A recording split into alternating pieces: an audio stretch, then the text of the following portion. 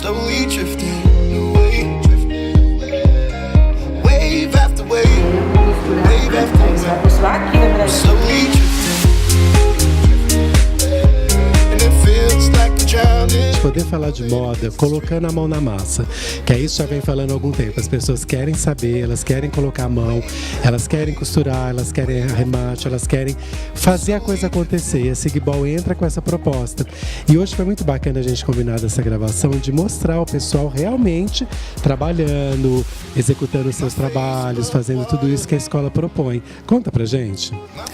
Porque geralmente quando se procura um curso de moda, é difícil ele ser prático. Aqui a Sigbol oferece um curso realmente prático. Você começa já fazendo modelagem no papel, fazendo encaixe no tecido.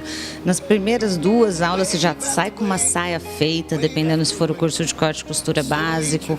Então assim, ele é bem dinâmico. O que eu acho que tem que ser num curso de corte e costura, você tem que colocar a mão na massa, como você mesmo disse.